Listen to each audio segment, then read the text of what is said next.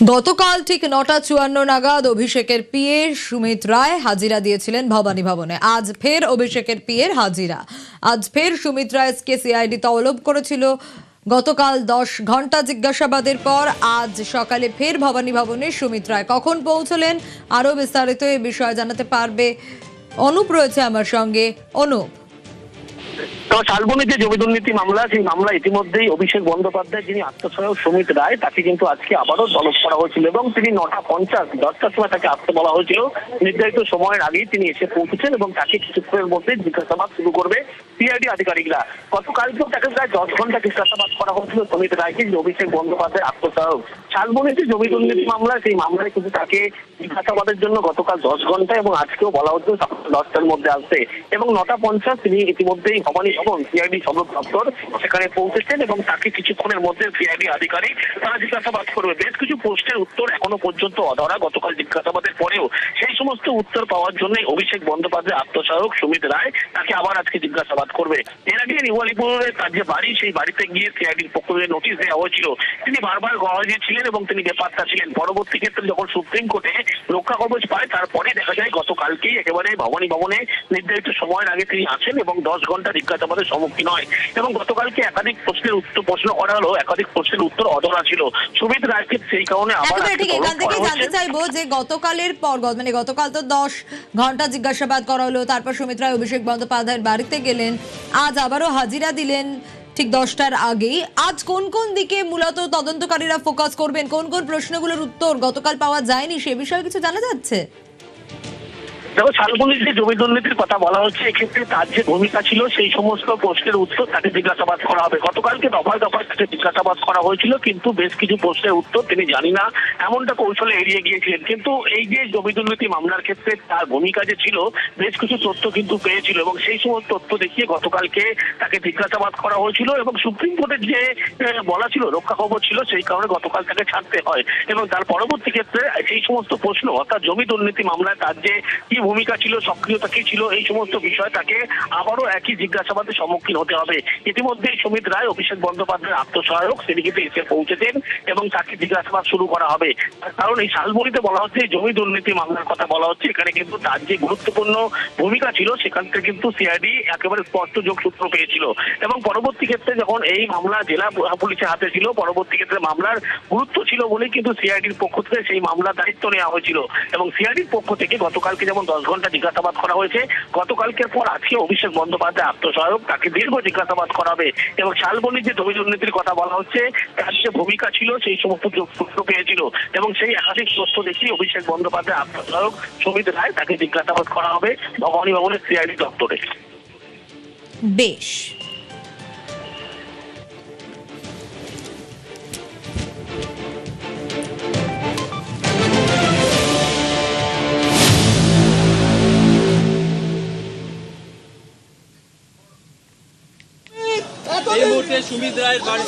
ভবানী ভবন থেকে অভিষেক বন্দ্যোপাধ্যায়ের বাড়িতে গতকাল সুমিত রায় পৌঁছে যান। প্রথমে ১০ ঘন্টা জিজ্ঞাসাবাদ, আর ১০ ঘন্টা জিজ্ঞাসাবাদের পর অভিষেক বন্দ্যোপাধ্যায়ের বাড়িতে যান সুমিত রায়।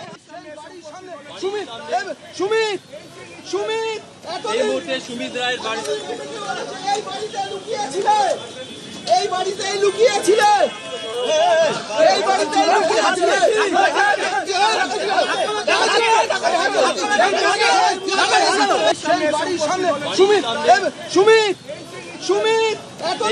সুমিত রায়ের বাড়ি, এই বাড়িতে লুকিয়েছিলে, এই বাড়িতেই লুকিয়েছিলে, এই বাড়িতেই লুকিয়েছিলে।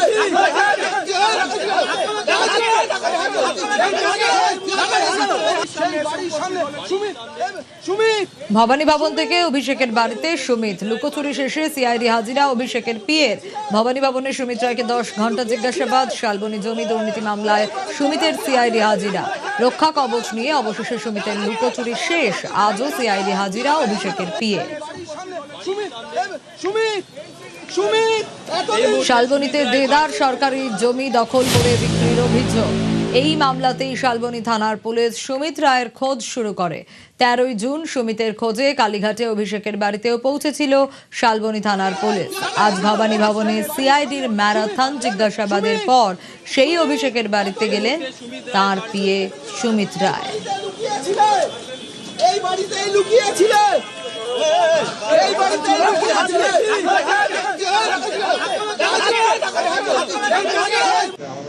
বেরোচ্ছে না? ওই তোটাই তো, ওইটাই ওই সাদা জামাটা দেখ, ওই পুলিশের কর্নার, ওই দেখ।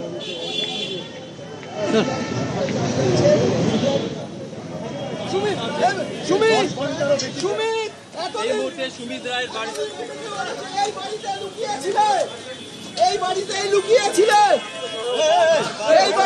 সুমিত রায়কে জিজ্ঞাসাবাদ করলেই উপরের কানেকশন সামনে আসবে। তোপ বিরোধী দলনেতা ঋতব্রত বন্দ্যোপাধ্যায়।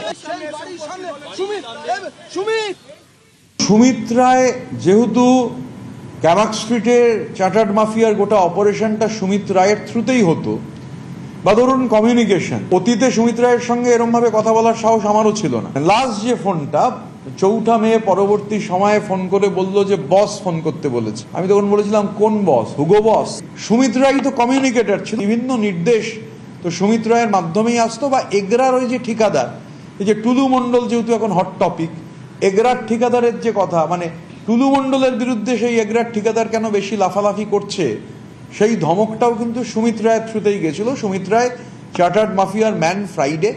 সুতরাং প্রপার ইনভেস্টিগেশন মানে will lead all roads to রোমের মতো ক্যামাক স্ট্রিট পর্যন্ত সমস্ত রাস্তা নিশ্চিতভাবে পৌঁছবে। মানে সুমিত রায় অবশ্যই জ্যামিতিক নকশার একটা অত্যন্ত গুরুত্বপূর্ণ পয়েন্ট। আরও অনেক পয়েন্ট আছে, কিছু পয়েন্টের ডট কানেক্টেড। এখন সুমিত রায়ের সঙ্গে সেই ডটগুলো কানেক্ট করে আরও ওপরে কানেকশন হলে পুরো জ্যামিতিক নকশাটা বাংলার মানুষের কাছে ক্লিয়ার হয়ে যাবে। আর এর আগেও সুমিত রায়কে নিয়ে বহু অভিযোগ ছিল বিজেপি নেতা অভিজিৎ দাসের। কি বলেছেন তিনি এ প্রসঙ্গে শোনাবো। তো পালিয়ে এতদিন ধরে বেরোচ্ছিল, কারণ অভিষেক ব্যানার্জির এই যে পুরো সাম্রাজ্যের মূল চাবিকাঠি হচ্ছে সুমিত রায়। সুমিত রায় হচ্ছে ডায়মন্ড মডেলের ওরি ব্রেঞ্চার সুমিত রায়। সুমিতকে না জেরা করলে কোনো কিছু বেরোবে না। আশা করি যে তদন্তকারী সংস্থাগুলো জেরা করে ভাইপো সাম্রাজ্যের পুরো নথিপত্র উদ্ধার করতে পারবে, এবং কোথায় ও টাকা জমিয়ে রেখেছে, কোথায় কোথায় বিদেশে কোথায় কোথায় কি কি কিনেছে স্টেট, এবং আপনার কি কি ওরা ক্রিমিনাল অ্যাক্টিভিটিস সব কিছুই বেরোবে। সুমিত রায় অভিষেক ব্যানার্জির এই ডায়মন্ড মডেলের ফলে সব থেকে ক্ষতিগ্রস্ত হয়েছে আমাদের এই ডায়মন্ড হাওয়ার বাসীরা। আমার তো এখন ভরসা রয়েছেই, তদন্তকারী সংস্থাগুলো ভরসা রয়েছে। আশা করব যে এই যে প্যান্ডোরা বাক্সটা যেটা আমি ওপেন করেছিলাম, সেটার ভেতরে কি কি আছে সমস্ত কিছু বেরোবে সুমিত রায়কে জেরা করার পরে। নিউজ দেশের ঐক্য অখণ্ডতা বজায় রাখতে যারা প্রাণ বাজি রেখেছেন এরকম 330 জন আরএসএস সদস্যকে সম্মান জানাবে রাজ্য সরকার। আজ নবান্নে পশ্চিমবঙ্গ লোকতন্ত্র সেনানী সম্মান তুলে দেবেন মুখ্যমন্ত্রী শুভেন্দু অধিকারী। দেশের ইন্টারেস্ট রাজনীতির উপরে নেশার ফার্স্ট। ফোঁটা ফোঁটা অশ্রু, রক্ত, ঘাম, মাইল মাইল অভিমান আর ভালোবাসার নাম স্বদেশ, স্বাধীনতা, ভারতবর্ষ। সবার আগে দেশ, দেশের সেবায় আরএসএস, শতবর্ষে রাষ্ট্রীয় স্বয়ংসেবক সংঘ।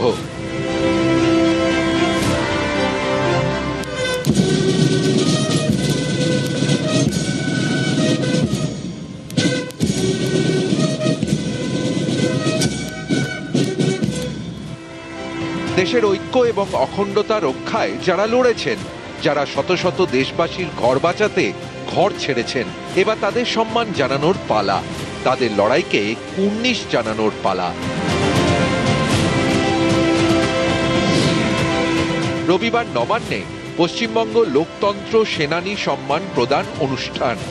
আরএসএস এর 330 জন প্রবীণ সদস্যকে সম্মান রাজ্য সরকারের।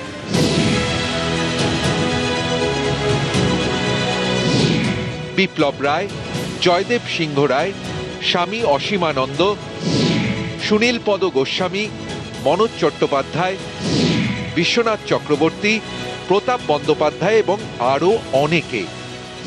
কেউ দেশে জরুরি অবস্থা চলাকালীন জেল খেটেছেন, কেউ লড়াই করেছেন ধর্মান্তরণের বিরুদ্ধে। সময়ের গায়ে খোদাই করা তাদের সংগ্রামের ইতিহাস।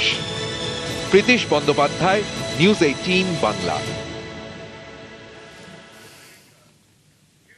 তারা করে দেশভাগের বিভীষিকা। 13-14 আগস্ট রাজ্য জুড়ে স্মরণ দিবস। কেন্দ্রীয় সংস্কৃতি মন্ত্রকের নির্দেশে তৎপরতা। জেলা শাসকদের বিশেষ কর্মসূচির নির্দেশ। কিভাবে বিশেষ কর্মসূচি নেওয়া হবে আরো বিস্তারিত সোমরাজ জানাতে পারবে। সোমরাজ, এই কর্মসূচিতে কি কি রয়েছে, কিভাবে, কোথায় হবে? দেখো, যেটা রাজ্য তথ্য সংস্কৃতি দপ্তরের তরফে নির্দেশিকা পাঠানো হয়েছে সেখানে বলা হয়েছে আগামী 13 ও 14 আগস্ট রাজ্যের প্রত্যেকটি জেলায় পার্টিশন হরর রিমেম্বারেন্স ডে অর্থাৎ দেশভাগের বিভীষিকা স্মরণ দিবস পালন করা হবে। কেন্দ্রীয় সংস্কৃতি মন্ত্রকের তরফে চিঠি পাওয়ার পরই রাজ্যের তথ্য সংস্কৃতি দপ্তরের তরফে প্রত্যেকটি জেলার জেলাশাসককে বিশেষ কর্মসূচি আয়োজন করার নির্দেশ দেওয়া হয়েছে। যে নির্দেশিকা পাঠানো হয়েছে সেখানে বলা হয়েছে দেশভাগের সময় ক্ষতিগ্রস্ত অসংখ্য মাতৃর যে ত্যাগ, দুর্ভোগ এবং লড়াইকে স্মরণ করতে এই কর্মসূচি করা হবে। 14 আগস্ট সন্ধ্যেবেলায় প্রত্যেকটি জেলা সদরে মোমবাতি মিছিলের আয়োজন করার নির্দেশ দেওয়া হয়েছে এবং এই মিছিলে সরকারি আধিকারিক থেকে শুরু করে বিভিন্ন স্কুল পড়ুয়া এবং সাংস্কৃতিক সংগঠনের প্রতিনিধিরা যাতে যুক্ত থাকে সেই বিষয়ে প্রয়োজনীয় নির্দেশ দেওয়া হয়েছে।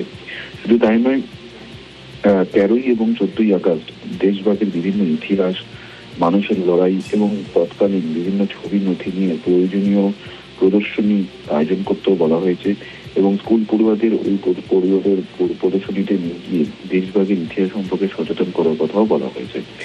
প্রত্যেকটি জেলায় এই কর্মসূচি আয়োজনের জন্য 30,000 টাকা করে বরাদ্দ করার ঘোষণা রাজ্য সরকারের তরফে করা হয়েছে। বেশ।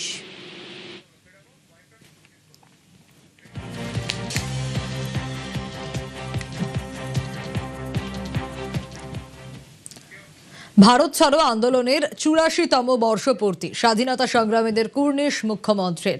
স্বাধীনতার লড়াইয়ে ডু অর ডাই এর মন্ত্রকে শ্রদ্ধা।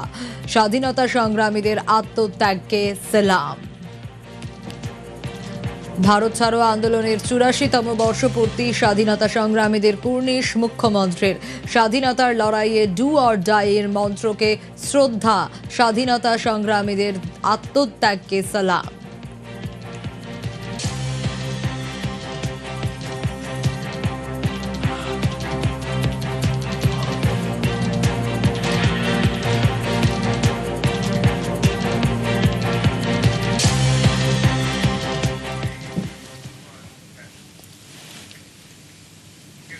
ভারত ছাড়ো আন্দোলনের বর্ষপূর্তিতে শ্রদ্ধা।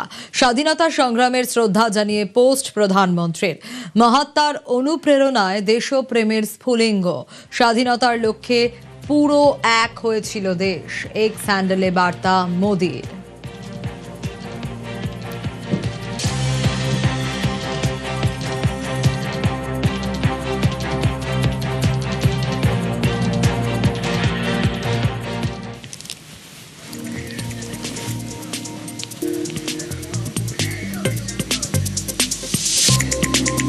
স্বাধীনতা সংগ্রামীদের শ্রদ্ধা জানিয়ে পোস্ট প্রধানমন্ত্রীর, সেই এক্স হ্যান্ডেল পোস্ট আপনাদের দেখাচ্ছি।